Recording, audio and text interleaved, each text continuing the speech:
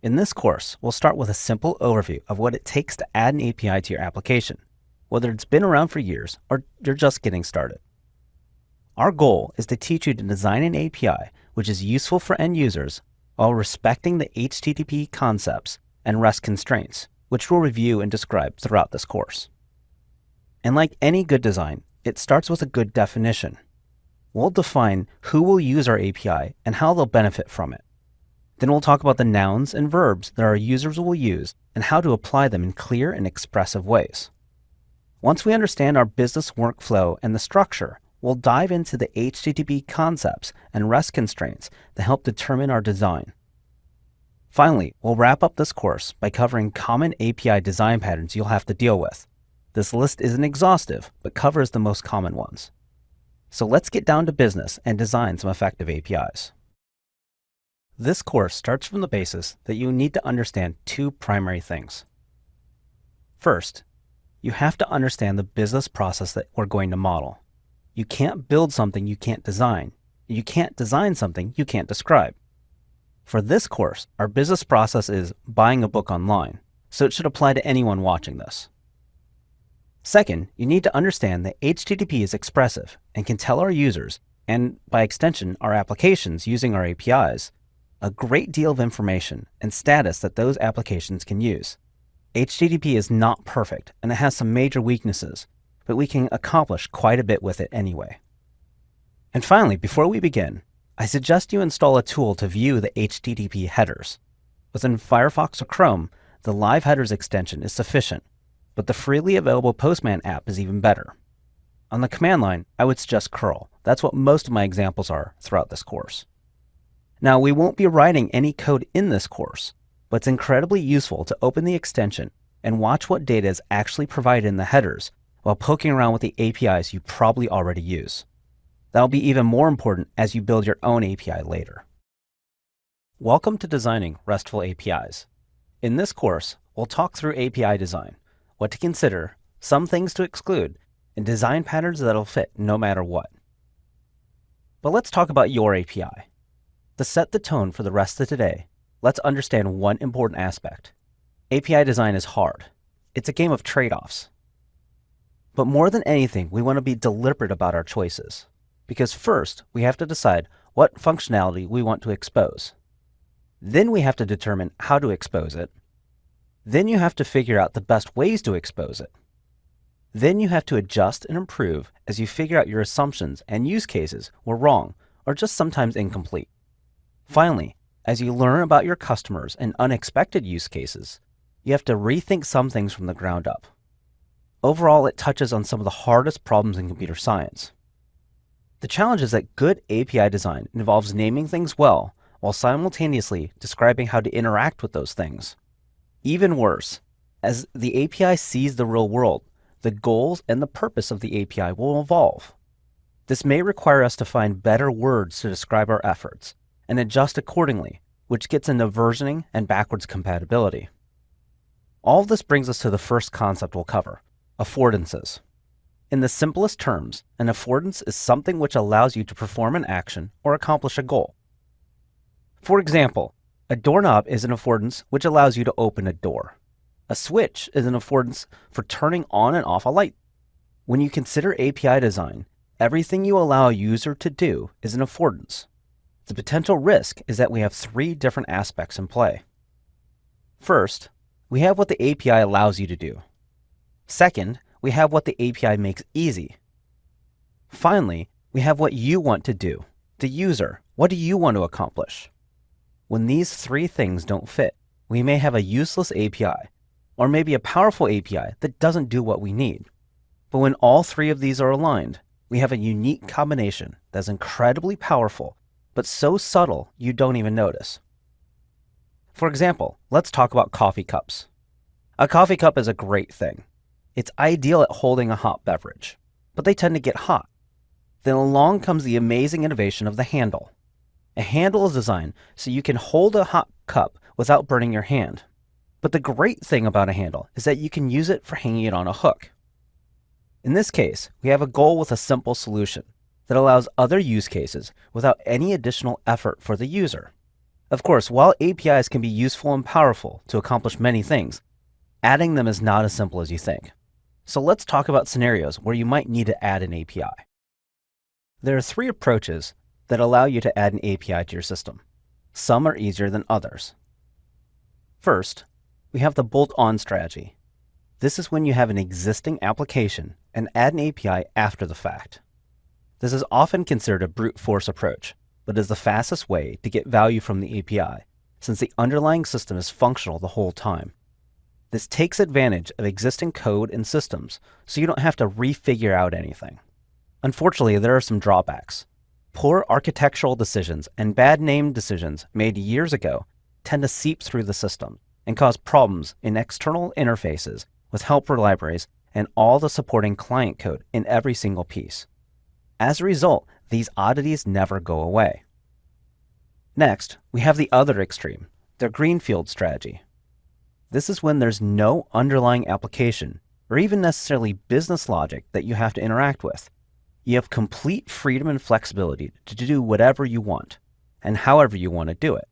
This is the strategy behind the API first or mobile first approach, and is the easiest scenario to develop an API. This offers us the opportunity that other strategies don't. Since you're starting from scratch, you can make use of technologies and concepts that may not have been available before. This can reinvigorate your team to learn new things and expand their skills. This also tends to be the hardest option because there's the biggest gap between when the requirements are defined and when you actually receive real business value from the system. That can be a big struggle for some teams. Finally, you have the facade strategy, and this is actually my recommended approach most of the time. It's somewhere between the greenfield and the bolt-on. In this case, you take advantage of existing business systems, yet shape them to what you prefer and need. I'm working with a number of companies where we're doing this right now. They have a huge number of SOAP services that power their backend, and they're wrapping each of these with services with re-architected REST interfaces. This gives them the ability to keep working systems in place while making the underlying architecture better. Now, the drawback for that is if you're not careful, this can be a place where you have naming, translation, and conversion layers that easily get out of control. In some cases, you can end up with completely divergent mindsets in the system, which can make it look schizophrenic for people who can see both systems. Regardless of which strategy you choose, modeling will be key to your success. So let's talk about that in the next video. In this video, we'll cover 3 quick tips on modeling your API. This doesn't get into the technical aspects yet, but we'll get to those shortly. Regardless of which of the API strategies you follow, modeling will be the key to our success.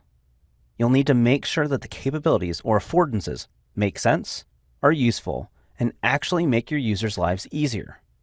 Towards that goal, before we get into the technical side of the process, I want to lay out 3 simple rules. First, don't worry about the tools. It doesn't matter if you're using note cards, post-it notes, or the latest Kanban tool. Just choose a tool that works best for your process. However you need to keep and take notes, do it. Next, the key aspect is having a consistent process. If you always document things the same way and using the same steps, you can reduce the likelihood that things are missed, ideas are misunderstood, or requirements are incomplete. I'd further recommend that you involve a variety of team roles as you model the application. The developers, the support team, the documentation team, and even QA, they'll have to work together eventually. The sooner and earlier you can involve them in the process, the better off you'll be. Their variety of perspectives will add understanding and answer questions that your immediate team won't think of. Which leads to the final and the most important part.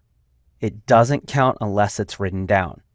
During modeling, you'll most likely find gaps in your understanding of places that you need more information. If you don't document these, you stand the risk of losing them, potentially even putting your entire project at risk. So I say document everything, including assumptions and tasks that can and should come later. I have to admit that documentation is non-negotiable for me. If it's not written down, it doesn't count. It's not because I want to cause stress in the team, it's just the opposite. As your immediate team is building, your larger team is documenting and testing, and your users are integrating on your API. They're going to be asking questions like, why is the structure this way? If you document the assumptions and decisions, others can benefit from that shared understanding. And just in case your assumptions are wrong, they'll be able to correct and adjust much earlier in the process. The fastest error to fix is the one you don't create. In this video, we're going to begin our API modeling process. No, wait, let me correct that. We're not going to model the API quite yet. The first thing we need to do is have a clear understanding of our business process. If we don't know what that is and what it accomplishes, we'll never be able to build an API to support it. This is the process we're going to be stepping through. And notice, step 1 is identifying the participants. To put it simply, our participants are the ones who will be involved in the business process that eventually uses our API. Actually, let me rephrase that. Our participants are the entities who will be involved in the business process using the API. I say that specifically because the various IoT devices, bots, and monitoring services, we need to understand that not all of our participants are humans. From here forward, whenever I say participant, remember that I could mean a person or an entity. Our first step of this is to figure out who is involved in our business process. This can be any entity, indirectly or directly, that takes action or receives action as a result of an event. For each participant, we need to capture who they are. I go as far as giving them a name, so we're not just talking about a developer, but developer Dan or developer Diane. Next, we need to know if they're internal or external to our organization. Getting adoption of our API is probably easy if we're building it for another team at our company, but that still doesn't mean we can get sloppy. After all, some people on that team will have your boss's email address. Finally, we need to know whether they're active, taking an action, or passive, waiting for an action. Let's take a simple scenario of ordering a cup of coffee at your local coffee shop. In this case, obviously we have you and the barista who makes the coffee. Those are the easy ones. But quite often, there are multiple people working at the coffee shop, where one takes the order and the other takes the payment, while yet another makes it. So now we have 3 participants. But wait, did you pay with cash or a debit or credit card? Maybe we have a payment processor in there. Are there other customers? Are their orders coming up before or after ours? Are they participants too? This is starting to lead to one of the most dangerous problems involved in modeling any process: the boundaries. If we're not careful, we could end up modeling inventory management systems for the cups, the coffee machine for the workflow, the payment processor, and lots of other things. We must be careful here. In this case, let's keep it simple. Let's consider you, the cashier, and the barista, with the acknowledgement that the cashier and the barista could be the same person. In the next video, we're going to talk about individual activities and who's involved in what. Now in this video, we'll talk about how best to describe the activities our participants undertake. Remember, this is only the second step of our process, so we're not quite a step-by-step process yet, but we should instead define the business processes or goal involved. Our overarching activity is simple: we're ordering a cup of coffee. Now, what are the steps in our activity? First, you place an order. Then you wait for the order. Finally, you receive the order. Wait, that's incredibly abstract and really only covers your action. It doesn't go into the interactions between participants. Let's try this again. First, the patron, or you, create an order with the cashier. Next, the cashier passes the order to the barista. The barista acknowledges the order and adds it to the queue. The cashier tells you your total. You provide payment, which is either accepted or rejected. If the payment is rejected, you have to choose some other method. If payment is successful, you continue. And then finally, as the orders are ready, they're announced and delivered, so the customers receive the orders. Now this paints a much more complete picture of what's happening. Notice this also clearly references individual participants, what they're doing, and finally, the order in which things are occurring and their dependencies. For example, you cannot receive your order until the barista makes it, and you probably shouldn't receive your order until you've paid for it. This is important because now we've clearly defined where responsibilities begin and end. And later, this leads us to our more applicable example, where we'll discover the participants and activities involved in ordering a book online. Now let's find the participants and activities involved in ordering a book online. At this stage, we can really draw our boundaries wherever we want, which is both good and bad. It's good because we can cover exactly the participants and activities we want. It's bad because what we want and assume might not be what our customer needs.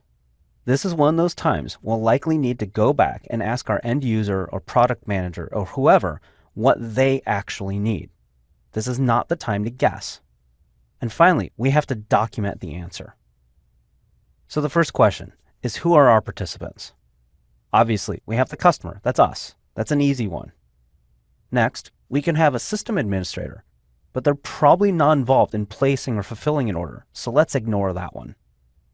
Also, the developer of the system is probably not involved here either, but we do need a stock clerk who fulfills the actual order. Finally, let's include customer support, just in case. So when we stop and look at who remains, we have three participants: the customer, the stock clerk who actually takes and ships our order, and customer support, who might have to get in contact with the customer if there's a problem. So now what are the activities? Well, this one is easy. The big overarching activity is ordering a book. So now let's break that into steps. The first step of buying a book is finding it. We have to provide some mechanism that the customer can look and say, this is the book I want.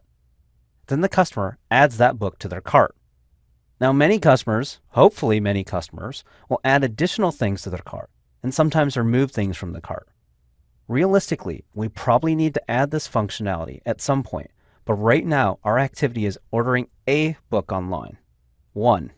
So we'll add a note that we need to figure this out later.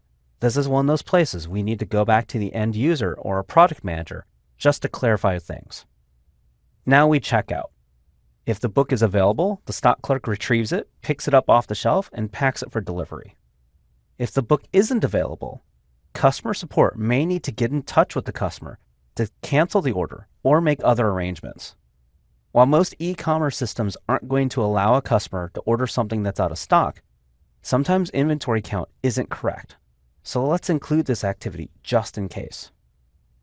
So overall, this is what it looks like. We have a customer who needs to view items, add items to cart, possibly remove or add additional items to the cart, check out, which hopefully includes providing payment, finally fulfilling and shipping the order, and reviewing the order after the fact. So notice, we have a number of branches here. There's some places where there are additional user stories, but let's just consider the happy path for version 1. Let's assume that everything is working out the way we hope. I'd recommend flagging all these branches, all these choices and assumptions that we're making, and talk to our product owner as soon as possible to see if they're a priority. Do not guess here. I really recommend going back to the product owner because for all you know, there are other teams working on those issues already, and there have already been decisions made. Don't try to second guess them. In this session, we'll talk about creating and grouping API methods, or more properly, creating our API definitions. We'll start from the participants and activities and the steps that we figured out before. Nothing here has changed since our last video. But let's go back to our process for a second. We followed the first 3 steps. Now we're on to step 4 of creating the API definition. This requires us to group our methods. Later, we'll talk about how to validate them. And as we saw before, here are the steps we have, rephrased a little bit differently. Now we're going to leave out the unrequested steps now for simplicity. So let's get rid of the add more items, remove items, and the shipping order. Those are outside the scope of what we're tackling right now. And this is where it becomes a little bit of art instead of just science. Luckily, if we followed the first 3 steps successfully, this will be incredibly easy. Because now we have to find our resources. Our resources are anything someone wants to interact with in our system. Or another way of putting it, are nouns. If you've written your steps on Post-it notes or note cards, they can come in incredibly handy here. The fastest way to identify the resources is to circle the nouns. In our case, first we have items. You'll generally want to view, edit, and add items. Or in other words, create, retrieve, and update. The beginning of CRUD. Listing and searching for items are typically special cases of retrieving. Our next noun is cart, and this is the first place where we have to make a little bit of a design decision. Is our cart just a collection of items, or is there a line item resource or object which holds each individual item? In this case, we'll create a cart as a collection of items. It's just referencing other items. Therefore, adding or removing is just changing the state of the cart itself. Our next and final noun is orders. An order is simply a cart which has undergone the checkout process. Now that we have our nouns, we can list out the actions that are applicable to each. This is not a complete list based on every user story and use case in the system. This only covers what we've designed so far. And I just noticed a potential issue. If your book ordering site is like most, what do you have to do in order to check out? You probably have to log in, which means there's a customer resource hiding somewhere in there. Since we don't know what that means right now, let's note that we need it and move on. It's something we need to ask our product owner about. And further, notice we haven't defined what the checkout method looks like. We're just stating that it exists, and then we'll get a success or failure as a result from it. Those details are irrelevant for now. The result of all this is that we definitely have three nouns: items, carts, and orders, and might also have one called customers. There are almost definitely other nouns in our system, but we don't care about them yet. Other user stories will start expressing those and adding more detail to the ones we have. So now let's review where we are. We've defined a single user story, broke it into concrete steps, and identified the nouns that we're interacting with. We're still in step 4, so now we need to map those nouns to our HTTP verbs. Since we determined that this is mostly a CRUD scenario, or create, read, update, delete, our steps are pretty simple, and they use the basic verbs: post, get, put, and delete. There are many other verbs available within HTTP, but these are the most common ones you'll see. First, get. Get is used to retrieve data. You should never use it to modify information. Not surprisingly, delete is used to delete data. You should not use it for anything else. Next, we have put. Put will update an existing record. You should not use it to create or delete or anything else. And finally is post. Post is the catch-all for HTTP. You can use it to create new records and basically anything else that modifies a record but doesn't directly map into one of the other verbs. This kind of makes an oddball, but it's really important to remember. So now let's bring this back to our book ordering scenario and map our verbs. Generally, anything that looks like a list or search is a special case of get. That's our first verb on items, and conveniently, we use it both for viewing the group of items and the individual item. That's pretty easy. Next, we have our cart resource. We have the design decision that we mentioned in our last video. When we add something to a cart, are we creating and then adding an item, or are we creating a cart and then modifying the cart every time we add or remove items from it? The first scenario requires a post because we're creating a cart, and then it implies more posts after that because we're creating links between our cart and existing items. The second scenario also requires a post, but after that it's a series of puts because we're modifying existing attributes on that cart as we add items to it. This is the scenario we decide to model here. So we post to create a new cart, and then we use put to put items into the cart to modify the attributes about it. And then finally, we have the checkout process. The checkout process we're assuming is a post because it doesn't map cleanly into any of the other verbs. Finally, we have our orders resource. When we talk about this one is a little bit different because instead of just creating an order with a post, we actually have that most likely as the output of the previous resource. So when you post a cart through the checkout process, it creates an order on its own. We do not create an order by ourselves. Next, viewing an order is pretty easily a get. We don't have to figure out a lot there. In canceling an order, most people are going to default to delete for this one. And while that could be okay in some scenarios, notice this says cancel, not clear or delete an order. So in this case, we'd probably also use a post to change the status from active or pending to canceled. It's a little bit different, but it's important to remember here. Now, there's one other gap that we have here. Are we missing a customer's resource? Many websites support a guest purchase process that allows you to check out without having an account, but the vast majority don't.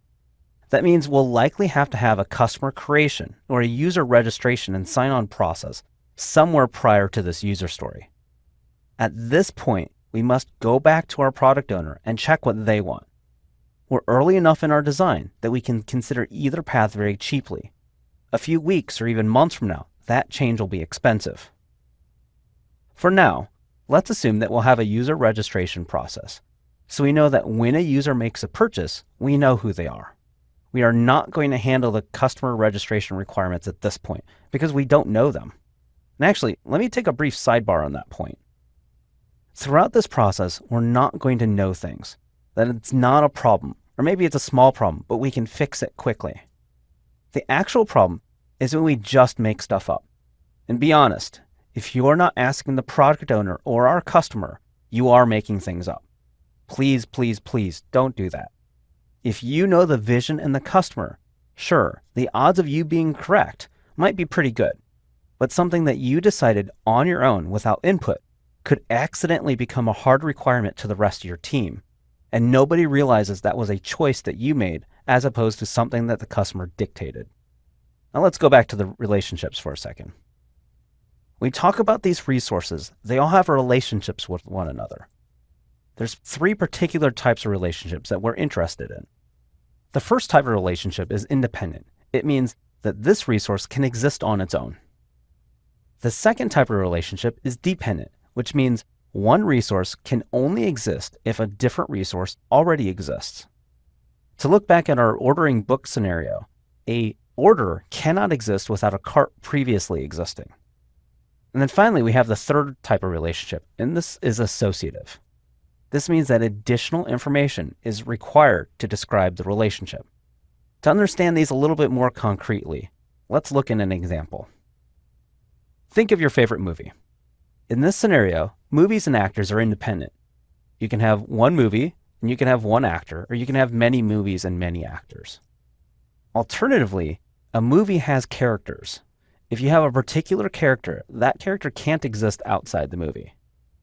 Finally, for an associative relationship, we can have one actor that plays multiple characters in the same movie, or alternatively, one character played by multiple actors in the same movie. For example, a movie that traces the life of a historical figure could have that figure as a child, as a teenager, as an adult, each one played by different characters. So just saying this actor plays this character isn't enough. We have to say this actor plays this character as a child. That adds additional information about the relationship between these things that we absolutely need to understand. So when we go back to book ordering, this is what happens. Our items are independent. We do not need customers to have items. We don't have to have a cart to have items. They exist entirely on their own. Next, carts are dependent on items. If you don't have items, you cannot have carts. Next, orders are dependent on carts, because something cannot become an order until it's first gone through a cart, and that checkout process turns a cart into an order. And finally, an order must have customers. Somebody actually bought that thing, right? So this is what it looks like. We end up with a dependency map where if you stop and look at this for a second, you realize this looks a lot like a database schema. Now that's common in this scenario, and it's common quite often. It is not 100% of the time. So do not just assume it. Quite often, people will design an API by simply exposing their database schema. That's a bad approach because fundamentally, the choices that go into designing your database are not the same choices that go into designing your API. The ways that people need to interact with your API don't necessarily map one-to-one with your database. So although in this scenario, they end up looking very similar, do not assume that is the case most of the time. Go through this process and figure it out just to be sure. Sometimes you'll end up with nasty little surprises that would have bidden you in other scenarios. So now we have an API, right? Well, not quite.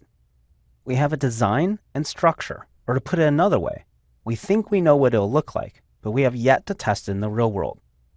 Now we could start building it and see how it works out, but personally, I think that's a terrible idea.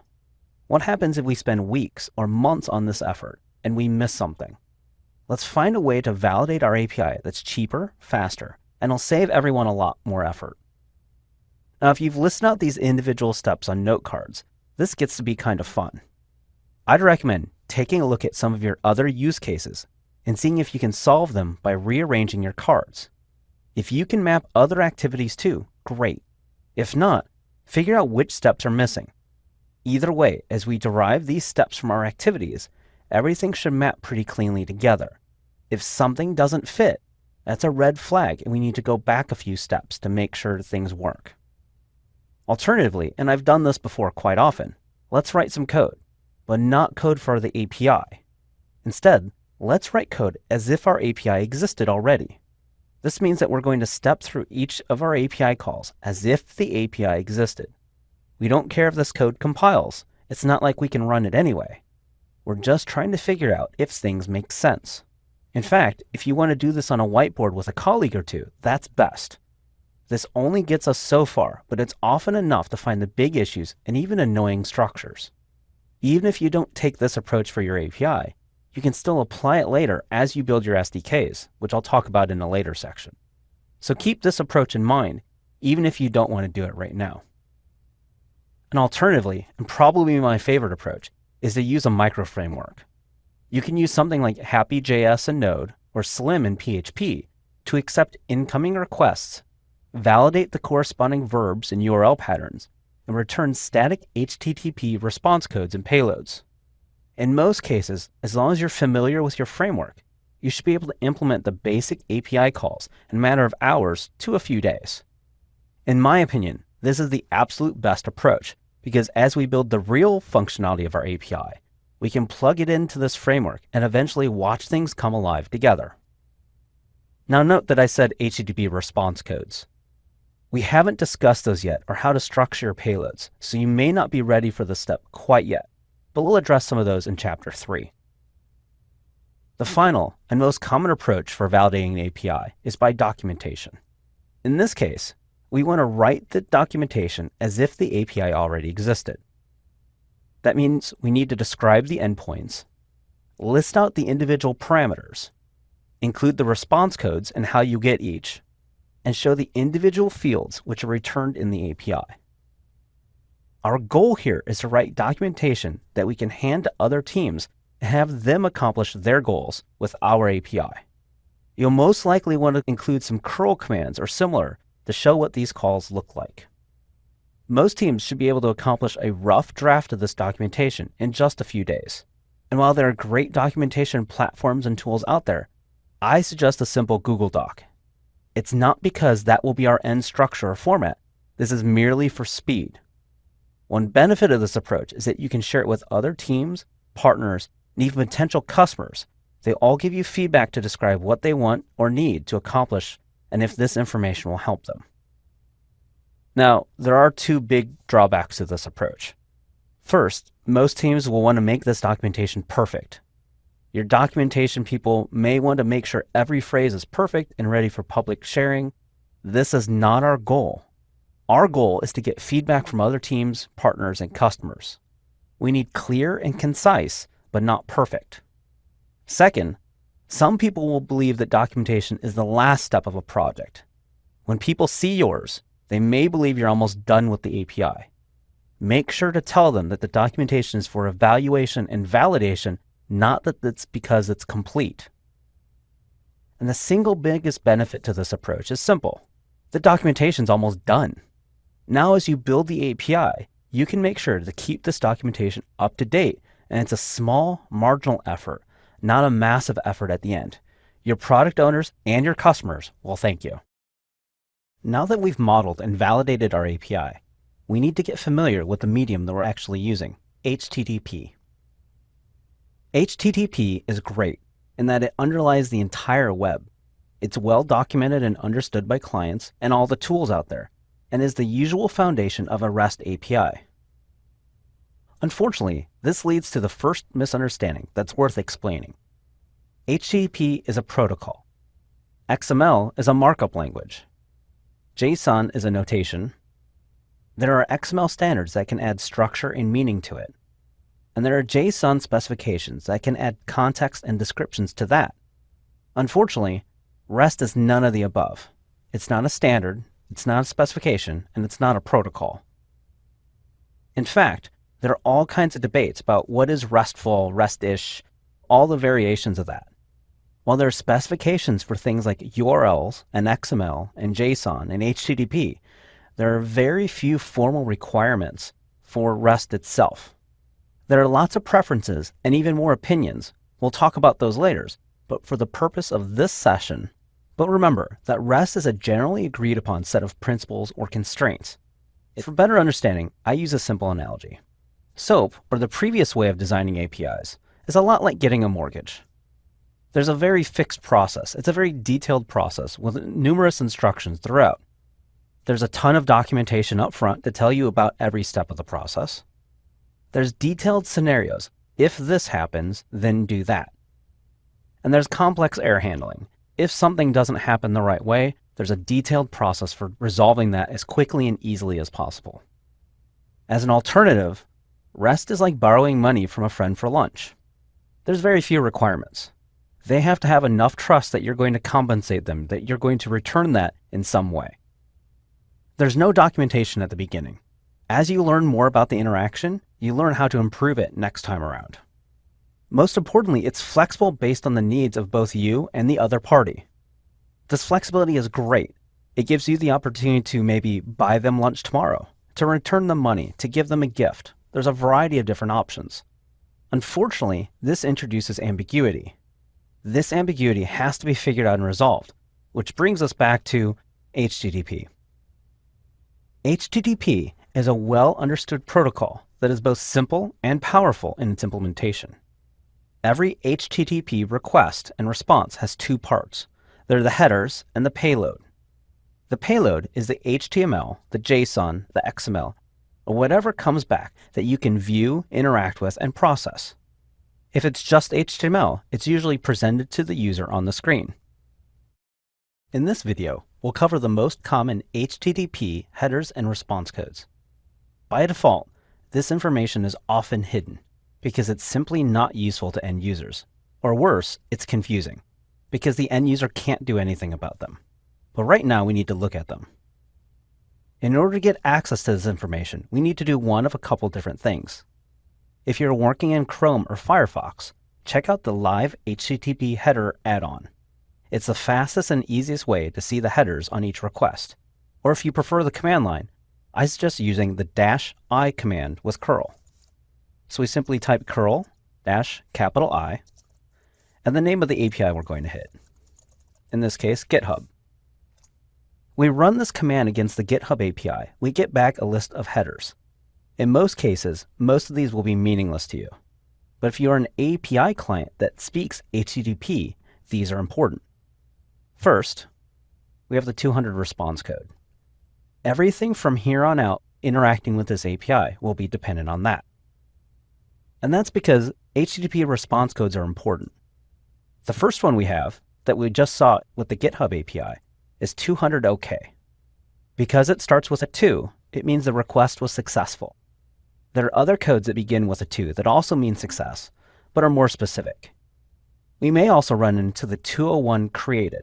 This is used to signify that a resource has been successfully created. For example, earlier when we were creating a shopping cart, we might return back a 201. The next up is 202 accepted. This is used to identify that the action you just performed is underway, but it's not complete yet. The 202 is often used with systems that use some sort of queuing or other asynchronous process behind the scenes, where the work is started or it will be started, but is not done yet. Finally, there's the 204 no content, which is primarily used when you delete a resource. Because after all, if you just deleted a resources, you can't just show it now. The next series is the 300 series. These are pretty simple and are used when a resource moves from its original URL. There are more than 2, but these are the ones we care about. 301 moved permanently, as in the thing you're looking for is no longer available here. It's now over at a different URL. And most responsible APIs will then give you the URL to then go retrieve it. And the other one is 302 moved temporarily. This works exactly the same way, but instead of keeping that new URL indefinitely, you may want to check back occasionally to see if the old one is available now. Next, we have the 400 response codes.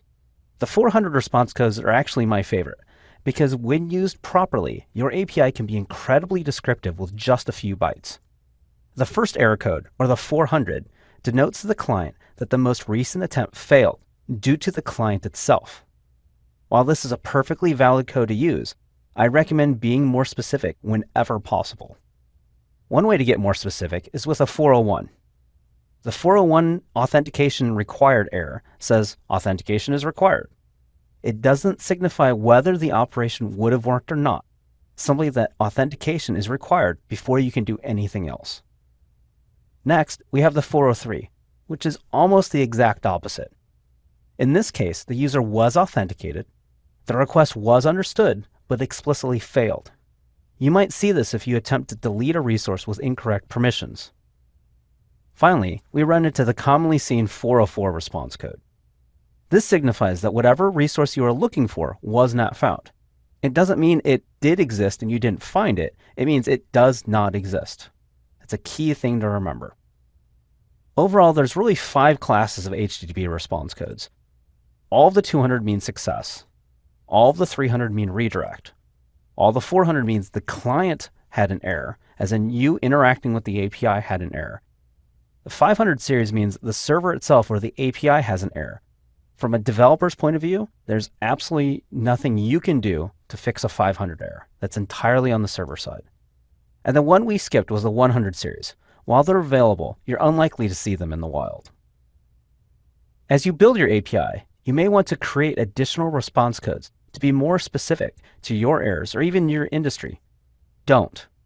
Response codes work so well because they're standard across all industries and widely understood. So that understanding that someone gains from another API in another industry can immediately apply to your own. If you're creating your own response codes, you lose that. The next header we want to look at is the content type. You can see that on the third line here. This simply identifies the type of payload being provided by the server. For normal web browsing, it'll normally be text HTML.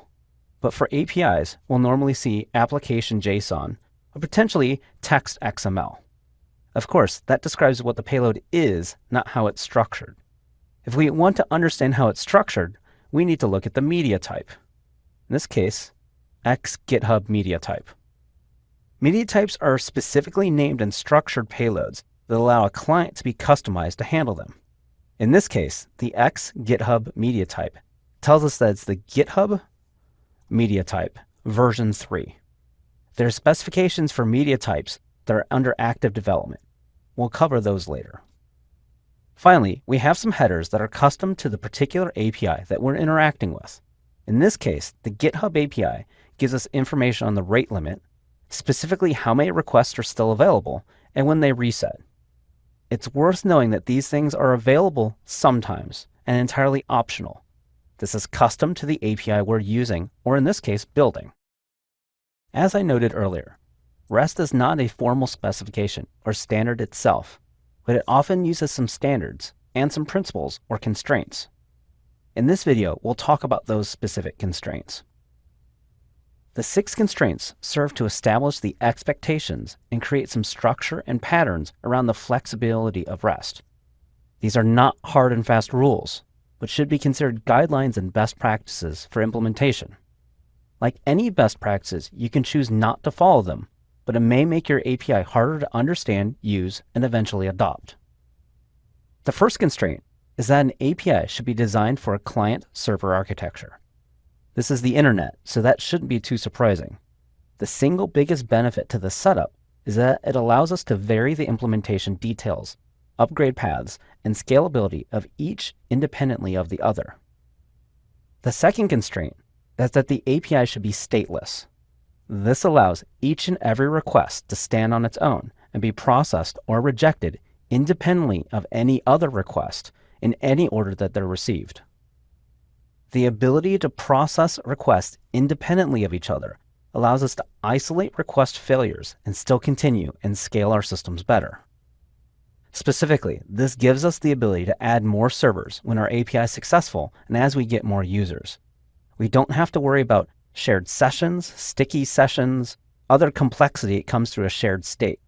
This makes our systems very reliable and fault tolerant, and as a result, more stable overall. The third constraint is cacheability, or how to detect if a request-response pair can be cached. It requires that each message describes if it can be cached and for how long. The biggest benefit of caching is to improve network performance and application usage overall by reducing, or in some cases, eliminating requests. After all, the fastest request is the one you don't have to perform. When we consider this in relation to APIs, we encounter the concept of idempotency. This is the idea that you can make the same request multiple times and you end up with the same result every single time, and it's the same result you got from the first request. An idempotent request would be viewing of one of your GitHub repositories. You can request it all day long and nothing will change. Since nothing will change, this is likely to be cacheable.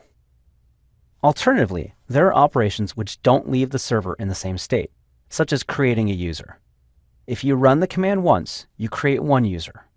If you run it n times, you create n users. It's not remotely the same. In this case, the first three build into the fourth constraint, and this is a layered system.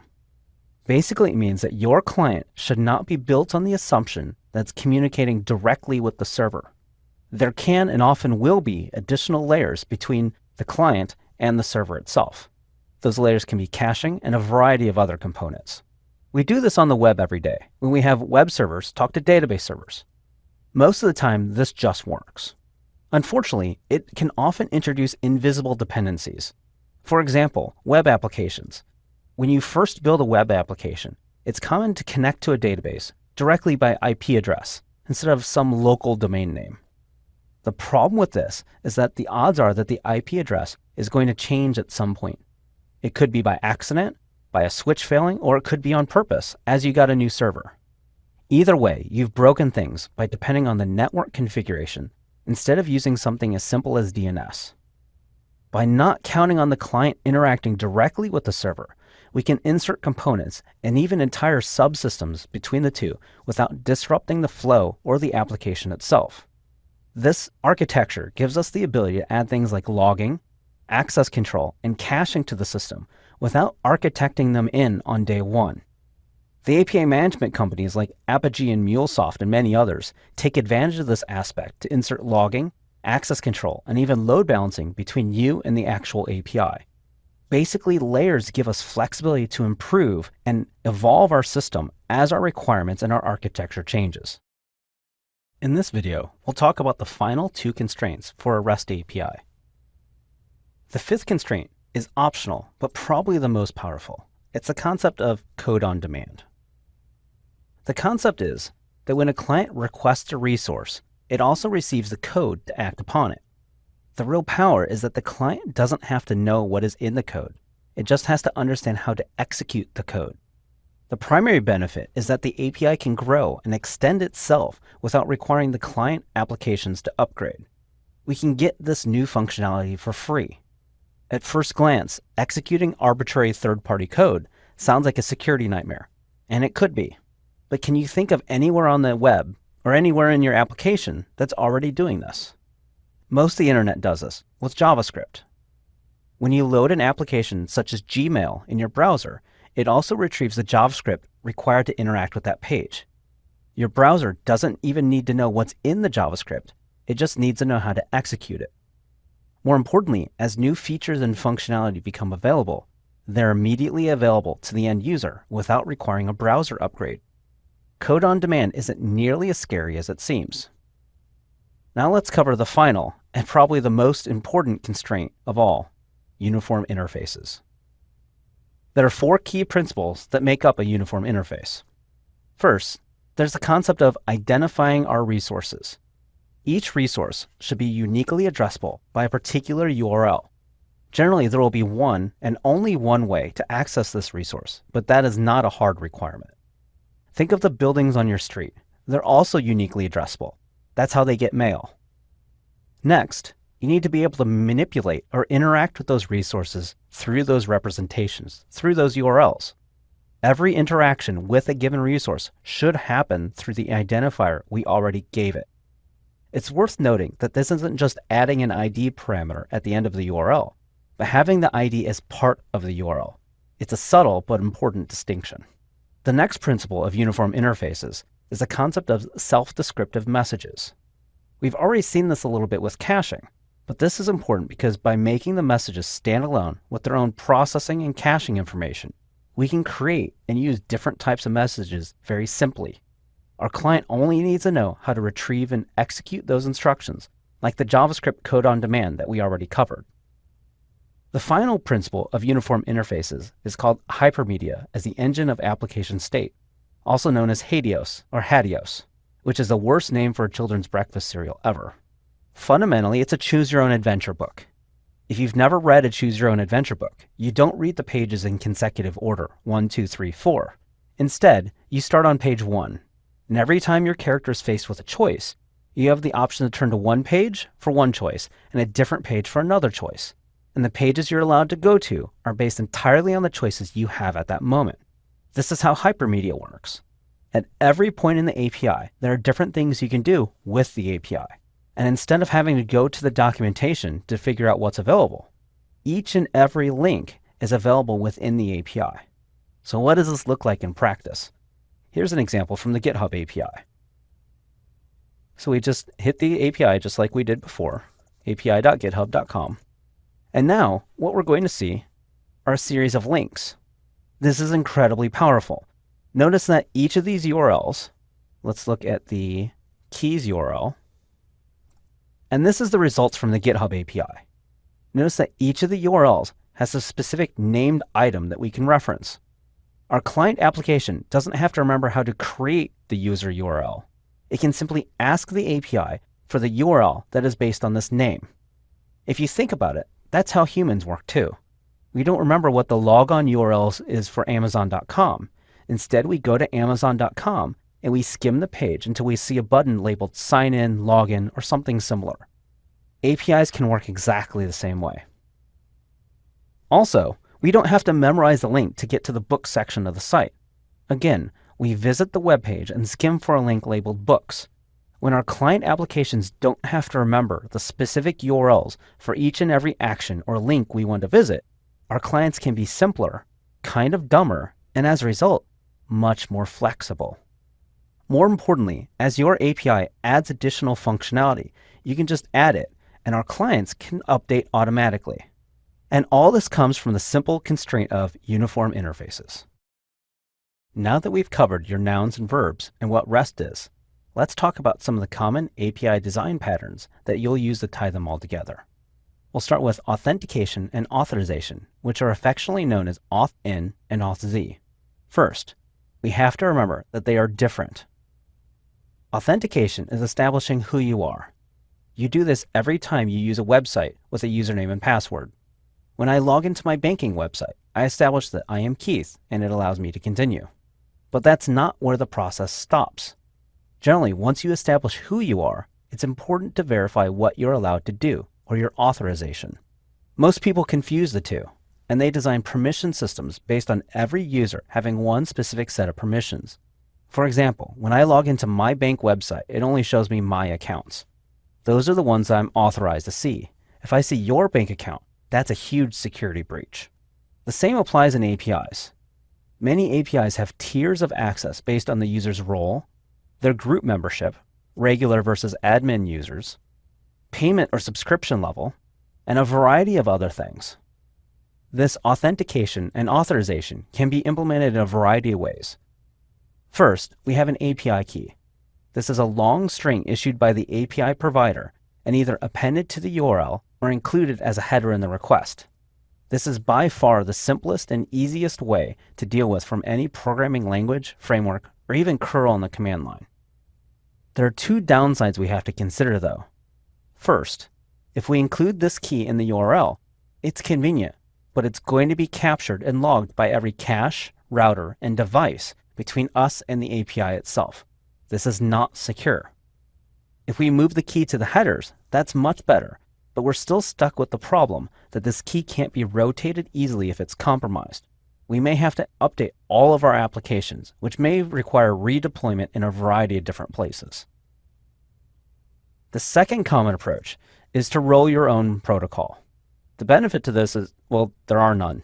There are hundreds and even thousands of people who have struggled with, failed, succeeded, failed again, and come up with some solid solutions that work. If you build your own encryption or security and it's compromised, I suggest you update your resume because you will be looking for a new job. Further, think of the training. If you have your own custom scheme, you guarantee that your new team members, customers, and partners have never seen it before. You'll have to train all of them on it before they can do something useful. And finally, remember that you won't have the tools, other developers, or existing libraries available. All the things, all the resources you use to accelerate your own development simply don't exist.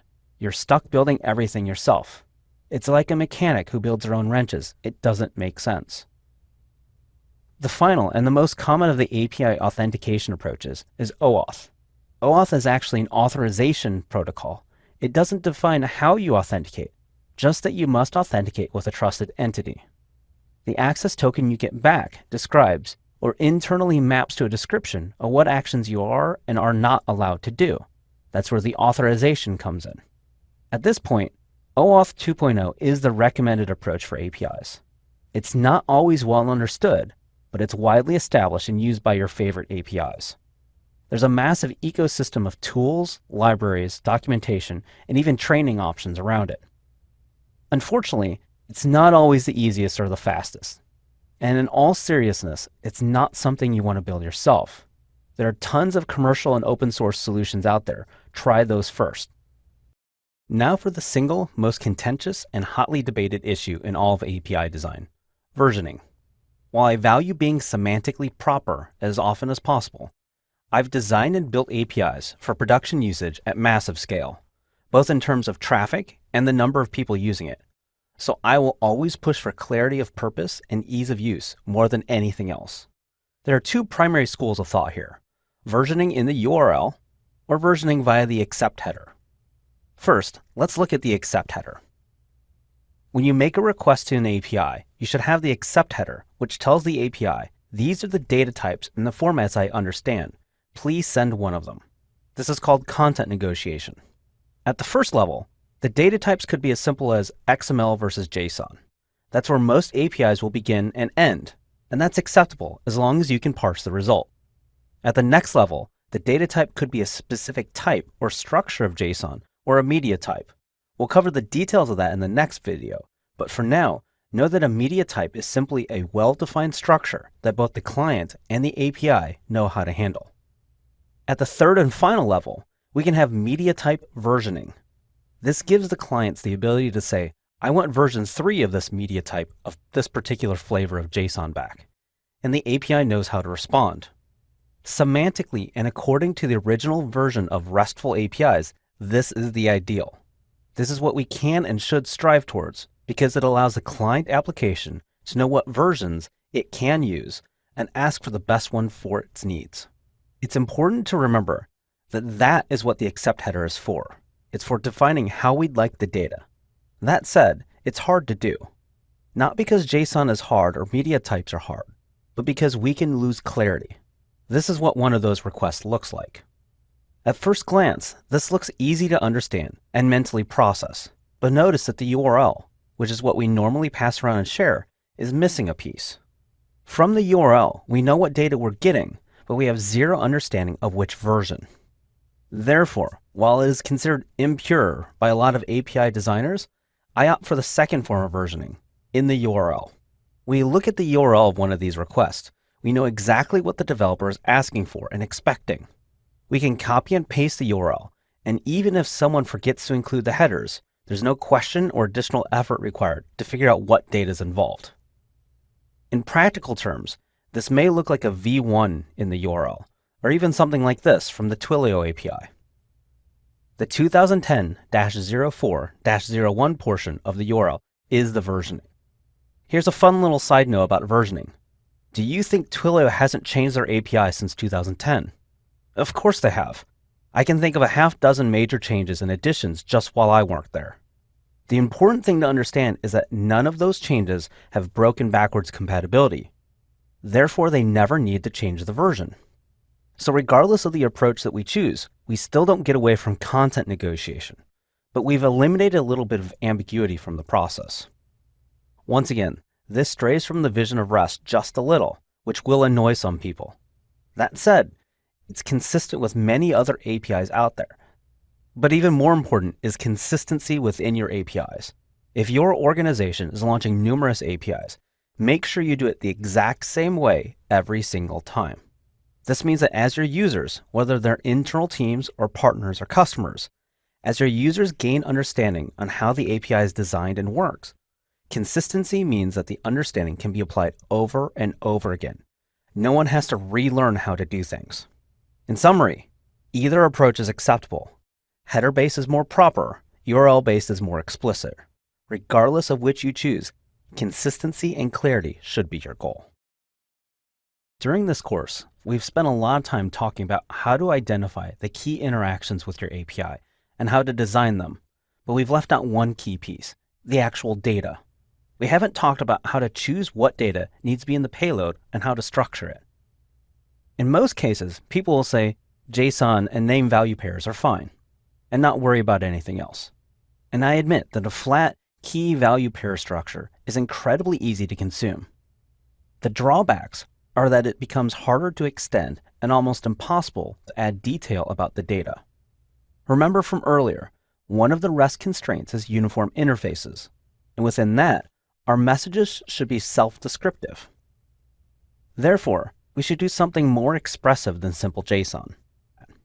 So let's talk media types.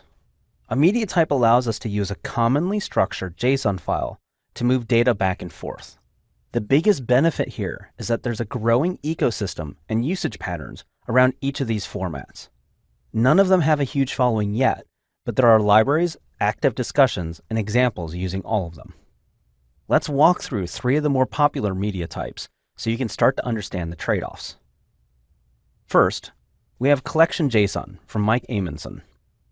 This is designed specifically to handle read-write operations to query a set of objects and manipulate them. This is what a typical Collection JSON payload looks like. We have an array of items here, data about those items, and links to additional references on those items. While this is not explicitly designed to represent a single item, it can by rendering it as a collection of one. If you have a lot of group operations, this may be an ideal media type for you, but usually it's not used alone. Second, we have HAL, our Hypertext Application Language, which is my favorite media type. It breaks the data payload into 2 pieces. First, it represents the data structure of the resource that we're working with. Second, it has an _links section, which then gives us references to other related resources and how to interact with those. It's simple but effective. This is what a sample looks like. So here we have the information, currently processing and shipped today. We have an _link section, which then gives us additional information that we can retrieve on our own. This is very close to our choose your own adventure story that we were looking at before. These are all the links that lets us choose our own adventure from here. The drawbacks are twofold.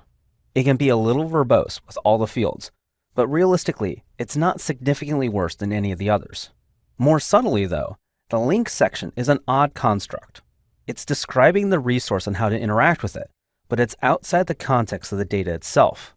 For example, when you read a book, when there are footnotes, they're easily forgotten and rarely explored as a result. On the plus side, since HAL has been around for a while and has attracted some interest, there are helper libraries in a variety of languages and frameworks. If you go this route, they may be helpful. Finally, we have the Ion Hypermedia type. As a disclosure, this is led by a colleague of mine from my day job, and I have not personally used it in production like the other 2, so feel free to be as critical as you like. This is what Ion looks like. While Ion feels similar to HAL, the big difference is that the context and the descriptive information are not separate from the data that it describes. Unlike HAL with a links section, the additional information is adjacent to the data. In terms of processing, this is likely a marginal improvement, but in terms of understanding, I think this is much better. That said, it's one of the new media types, so the community around it doesn't have the same tooling, integrations, etc. Consider this a strong newcomer with a lot of potential. Hypermedia is the combination of two concepts, hyper and media. Let's explore the media part of that first. We need to remember that information can exist in a variety of formats. Think about watching your favorite sport. There may be a video stream where you can watch it live. Then there's the announcer's commentary that you might hear on the radio. There are text summaries before and after, video clips of the best plays and pivotal moments. There could be diagrams of particular plays or events in the game. When you talk about the overarching story of the sport, all those things combine together to deliver a rich multimedia experience that can appeal to a variety of audiences in a variety of ways. The hyper part of hypermedia means that the media isn't linear.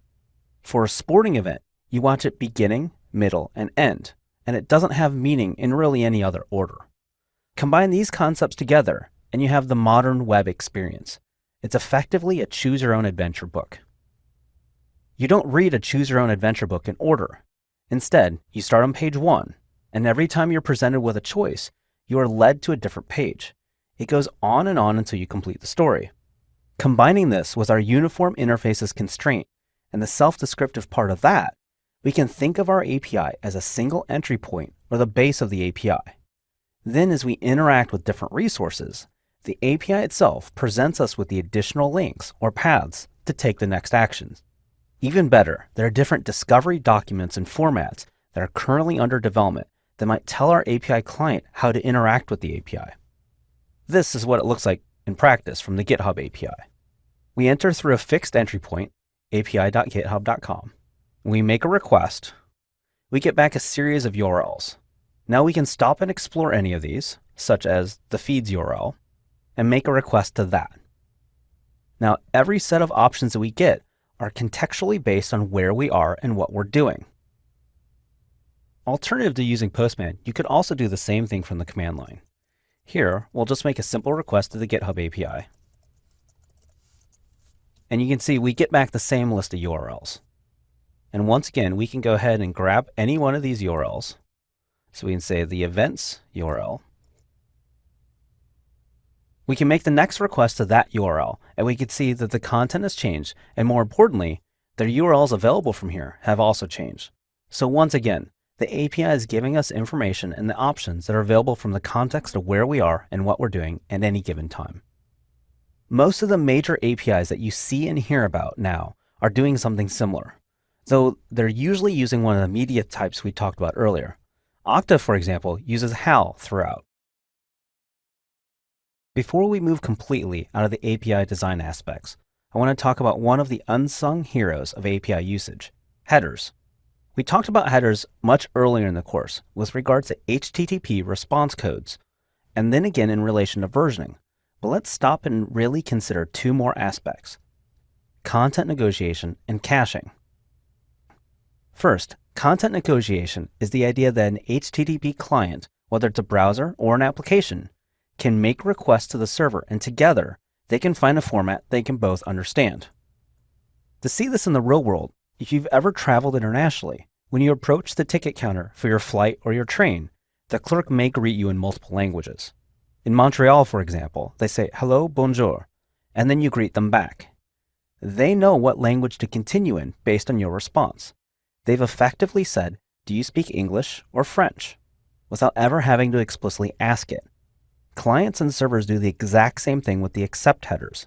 The client says, here are the formats I understand, and the server says, great, I can support one of these, let's continue. You might approach versioning the exact same way. The best part of this content negotiation is that this happens implicitly behind the scenes as you navigate the web. As we're building APIs, we need to be aware that that's happening, and sometimes even do it ourselves. Luckily, there are libraries and tools to help with that. The final header concept I want to cover is caching. Caching is vitally important on the internet in general, and within your API specifically.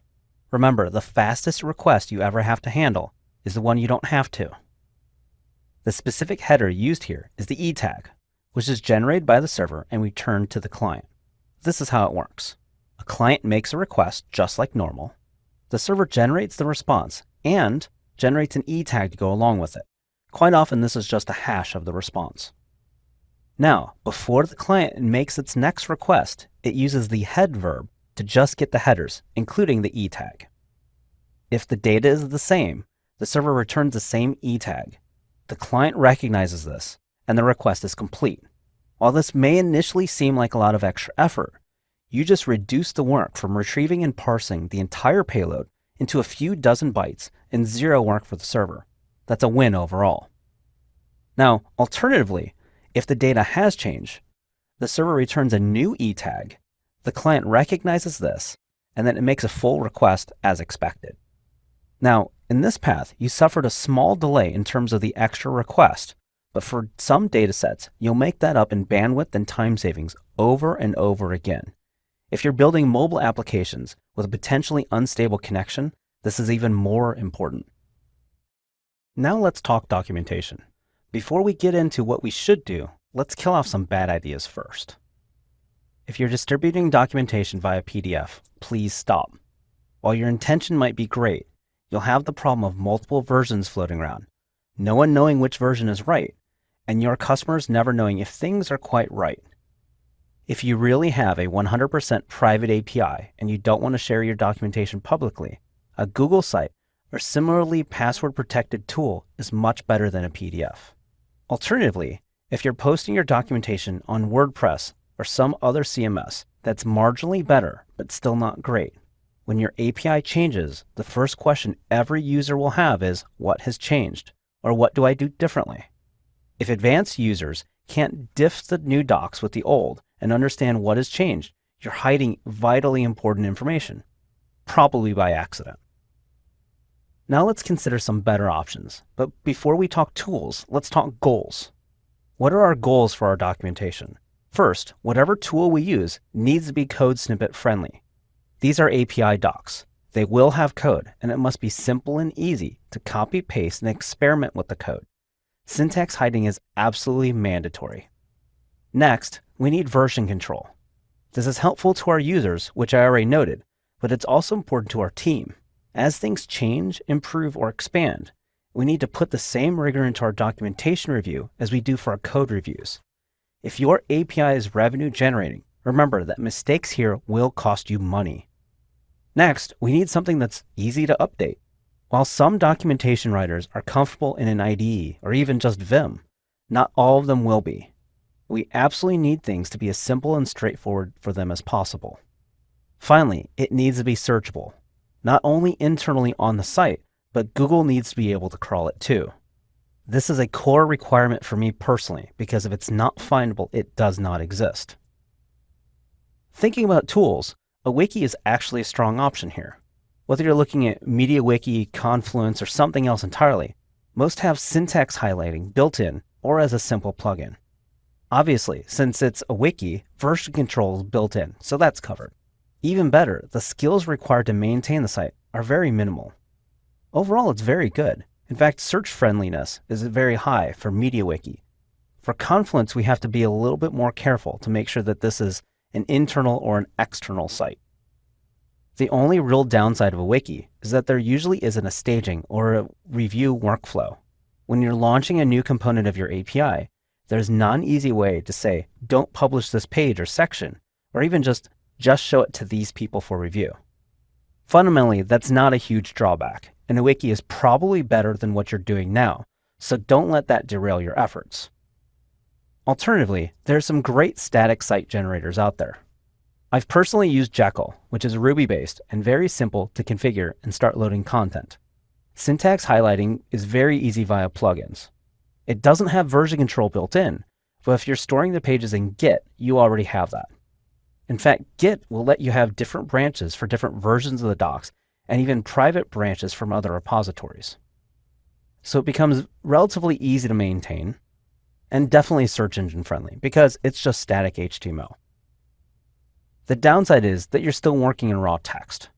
There aren't pretty web-based text editors or something similar, so that may be a challenge for your documentation team. But once again, that's not a huge drawback, so Jekyll is probably an improvement over what you're doing currently.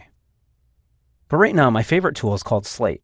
It recently spun off the company TripIt. It's Jekyll-based, so you have all the benefits as before, and some of the cons also.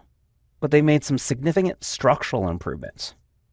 First, they've made it very easy to configure and deploy. It can be done usually in under 5 minutes. Next, they've added some simple JavaScript plugins and CSS to add tabbing for different programming languages and examples. So as a result, you can have one text description and then display different snippets of different languages right there in context with the text. And then you can toggle between them. More subtly, this is also done via URL in the documentation, so you can link someone directly to the Java or the PHP or the Golang example that they need. And just remember that our goal here is that we want people to be successful with our API. That means that they can find what they need, that it makes sense, and that it's complete and accurate. Anything else that detracts from those is probably a distraction. The philosophy goes something like this. You shouldn't need an SDK or helper library to use your API. If you use the HTTP verbs and response codes properly, use JSON for your payloads, and a common authentication method, a simple HTTP library and JSON parsing library should be enough. While I'd love to go with that, most of us are doing something a little bit more complex with our API. In fact, if you're doing something more complex, or you need to wrap larger components, workflows, or advanced concepts, an SDK might make sense. But I don't recommend SDKs for everyone. You should only have an SDK if you can make your users' lives easier in some tangible way. I use the acronym SPOIL to remember that we want to spoil our users with a great experience. This breaks down into 5 words. First, we want our SDK to be succinct. As my 11th grade English teacher said, concise but precise. We want people using our SDK to write less code to accomplish the right thing. Second, our SDK should be purposeful. We took great care in designing our API and writing our documentation. We should do the same for our helper library, because the SDK will be the primary interface for many of our users. In fact, we should make sure it helps them with the most common and important scenarios, not just a simple wrapper over our API. Next, it needs to be open source. Odds are your SDK won't quite do everything that everyone needs all the time. By being open source, people can pass back extensions, fixes, and clever ideas that you can accept or reject as appropriate. Next, the I stands for idiomatic, or reflecting the language it was written in. That means a PHP SDK should have naming conventions, structures, and patterns common to PHP. It shouldn't look and feel like Java. And finally, the L stands for logical. The SDK should be logical. That means understanding gained and patterns used in one component should be reusable across all others. The more time and energy people have to spend to understand your code, the less time they can spend solving their problem. This is also called the principle of least surprise. We want to surprise people in the smallest ways possible. All of this comes back to our goal. We want to make our users' lives easier in some tangible way. If providing an SDK can let them move faster or easier, or we can wrap complex concepts of workflows, we should definitely consider it. And the final thing to remember, before you start building SDKs in your favorite languages, ask your existing users which ones they need. You could build the perfect React library, but if nobody uses it, what was the point? Your time would have been better spent elsewhere. Or sometimes the other side of it is even worse. You build a library that one tiny but vocal customer needs and no one else cares about. Be very careful about the libraries you choose to build and support.